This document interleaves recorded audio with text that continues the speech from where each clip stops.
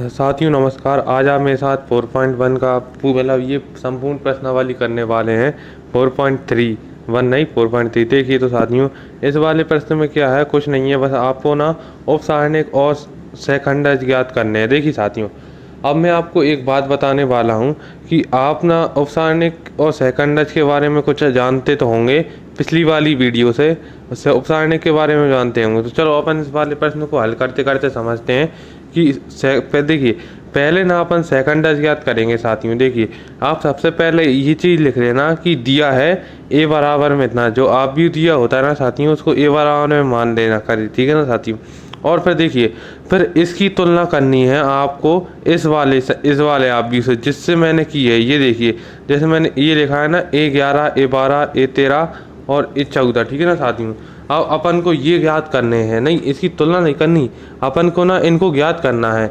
जैसे A11, अब A11 का मान अपने पास नहीं है तो A11 का मान अपन को ज्ञात करना है। कैसे ज्ञात करेंगे?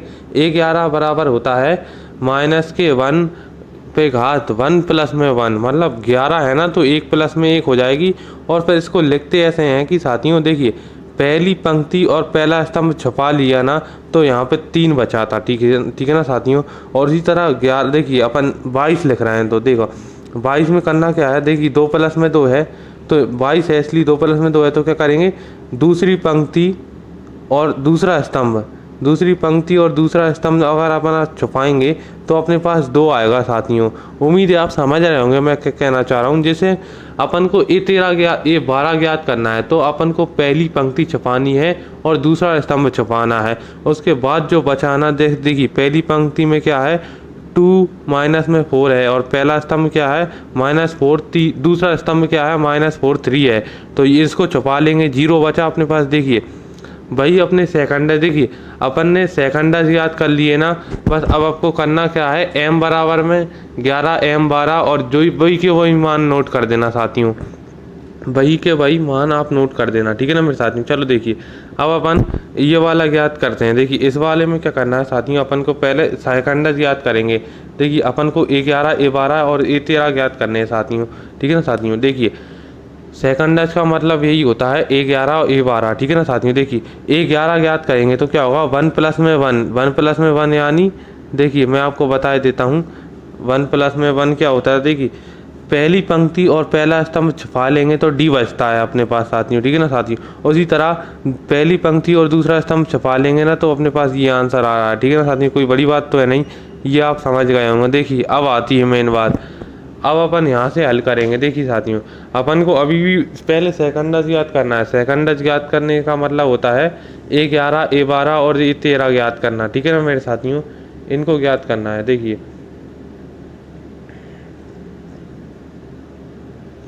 पहले मैं इसको यहाँ पे संरचना बना लेता हूँ, फिर इसके बाद में ना अपन इनको याद करेंगे, ठीक है ना साथियों। आप लोग लिख लेना, दिया है A बराबर में ये आप व्यू, ठीक है ना साथियों, आप व्यू नहीं सारणिक, ठीक है ना साथियों। देखिए अपन A11 ज्ञात करेंगे साथियों। A11 ज्ञात करने का फॉर्मूला होता है A माइनस के घात 1 प्लस में 1। A11 है ना, इसलिए 1 प्लस में 1 लिख रहे हैं अपन। देखिए अब क्या होगा, पहले अपन इनको छुपाते हैं, अब देखिए जरा ध्यान से।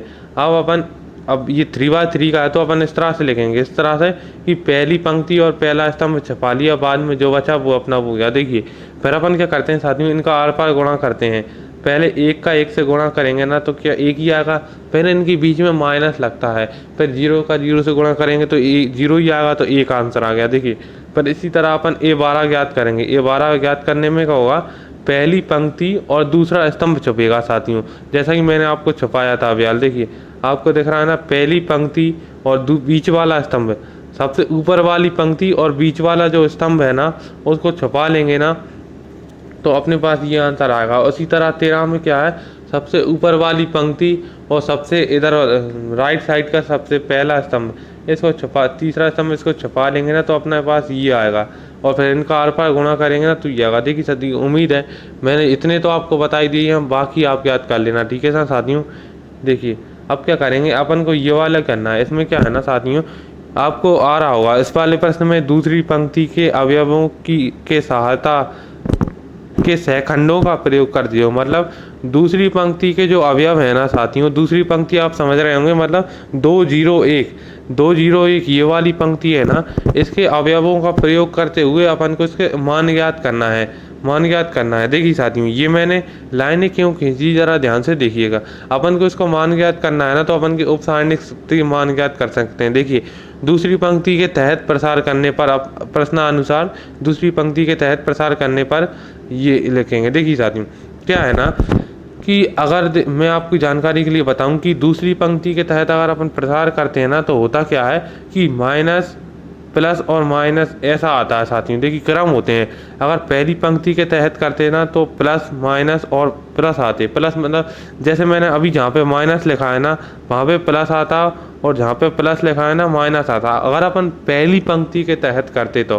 लेकिन अभी अपन क्या कर रहे हैं, दूसरी पंक्ति के तहत कर रहे हैं, तो यहाँ पे माइनस प्लस और माइनस आएगा। ठीक है ना मेरे साथियों। देखिए अब अपने पास जो बचे हैं वो लिख देते हैं। देखिए पहला, देखिए इसमें होता क्या है कि जो पंक्ति दी गई है ना, उस पंक्ति को छपा लीजिए। जैसे 201 इस पंक्ति को छपा देना, और ये जो पहला स्तंभ है ना 521 इसको छपा लेना, तो अपना पहला उपसारणिक बन जाएगा। उसी तरह दूसरा उपसारणिक में क्या करना, पंक्ति तो वही रहेगी लेकिन बीच वाला स्तंभ छपा लेना, बाकी जो अवयव बचेंगे ना उनको लिख देना। फिर तीसरे उपसारणिक में क्या होगा साथियों कि अपन बीच वाली पंक्ति छपेगी, लेकिन लास्ट वाला जो तीसरा स्तंभ है ना उसको छपा लेना, और बाकी जो अवयव बचेंगे ना उनको यहाँ पे लिख देना। फिर इनका क्या करेंगे, अपन आर पार गुणा करेंगे। आर पार गुणा करने से क्या होगा, यहाँ पे 7 आ जाएगा। देखिए माइनस का 7, और अगर 0 का इनमें गुणा करेंगे तो 0 ही आएगा, और अगर 10 में से 3 गए तो माइनस के 7 बचेंगे। फिर ये प्लस के 14, देखिए माइनस के 2 और माइनस के 7 कितने हो जाएंगे, 14 हो जाएंगे, प्लस के 14, और अगर 14 में से माइनस के 7 घटेंगे तो 7 आएंगे। ठीक है ना मेरे साथियों, जरा रुकना। देखिए साथियों उसी तरह अपन चौथा प्रश्न हल करने वाले हैं। चौथे प्रश्न में क्या है ना कि साथियों इसमें दिया गया है कि चौथे स्तंभ के तहत स्तंभ करना है साथियों। अब अपने पास पंक्ति नहीं है, अब अपने पास क्या है ना पहला स्तंभ है। मतलब देखिए अगर अपन इसको आड़े में खड़ा कर देना, तो ये तीसरा स्तंभ है ना साथियों, ये पहला स्तंभ बन जाएगा। देखिए अब इसको हल कैसे करेंगे अपन, देखिए पहले आप जो दिया है वो लिख लेना। अब दिया है ए बराबर में इतना, और अब एक लाइन लिखना, प्रश्नानुसार तीसरे स्तंभ से प्रसार करने पर। तीसरे स्तंभ में तो प्रसार करेंगे तो साथियों होगा क्या, देखिए फॉर्मूला होता है, मैंने आपको बताया, ये पहला स्तंभ आ रहा है, राइट साइड से पहला स्तंभ है ना, तो साथियों इसमें होगा क्या, इसमें देखिए चिन्ह इस प्रकार लगाएंगे कि पहले प्लस आएगा, फिर माइनस, फिर प्लस। ठीक है ना मेरे साथियों, उम्मीद है आप लोग समझ रहे होंगे मैं क्या कहना चाह रहा हूँ। ओहो देखिए उसी तरह मैंने आपको बताया ना, देखिए पहली पंक्ति तो दबा के ही रखना है अपन को, और उसके बाद में ना पहला स्तंभ है उसको पहले स्तंभ को दबा लेना। ठीक है ना मेरे साथियों, उम्मीद है आप लोग ये कर उपसारणिक तो आप बना ही लेंगे, किस तरह से बनाएंगे कोई बड़ी बात नहीं। देखिए यही उपसारणिक बनेंगे। उपसारणिक बनते कैसे हैं मैंने आपको पिछली वीडियो में बहुत अच्छी तरह समझाया है, और इस वाली वीडियो में मैंने पुराने प्रश्नों में समझाया है। देखिए साथियों क्या है ना कि हर एक बार वही चीज़ दोहराने में अच्छा नहीं लगता। ठीक है ना साथियों, देखिए अब इनका क्या करेंगे, आसपास में गुणा कर देना। गुणा करेंगे ना तो देखिए ये इसका आंसर आ गया। ठीक है ना मेरे साथियों, चलो मिलते हैं आपको अगले दूसरे ही 5वां प्रश्न हल करा देता हूँ। देखिए साथियों 5वें प्रश्न में क्या है मैं आपको उसका, तो देखिए साथियों अब 5वां प्रश्न हल करते हैं। 5वां प्रश्न जरा किताब में से ही देख लीजिएगा, उम्मीद है आपको ये सही से दिख रहा है ना, हाँ दिख रहा है सही से। देखिए अपन को यहाँ पे कैपिटल IJ और स्मॉल नहीं, पहले स्मॉल IJ और फिर कैपिटल IJ लिखा है। तो मेरे साथियों एक बात ध्यान रखना कि इसमें कैपिटल IJ और स्मॉल IJ का जो मान होता है ना वो समान ही होता है। जैसे क्या है ना कि कैपिटल IJ की जगह अगर 11 है ना, तो स्मॉल IJ की जगह भी 11 ही होगा, वहाँ 12 नहीं हो सकता साथियों। तो इसमें पूछा गया है कि सही मान बताओ, तो सही मान कौन सा है, तो जरा देखिए साथियों कि कौन से ऑप्शन में I और J के मान तीनों अवयवों में समान है। देखिए आप देख सकते हैं इसमें नहीं है, इसमें नहीं है, इसमें है। क्या है, 11 है तो नहीं, स्मॉल 11 है तो कैपिटल 11 है, और स्मॉल 21 है तो कैपिटल 21 है, और स्मॉल 31 है तो स्मॉल कैपिटल 31 ही है। ठीक है ना साथियों, यही रहा इसका आंसर।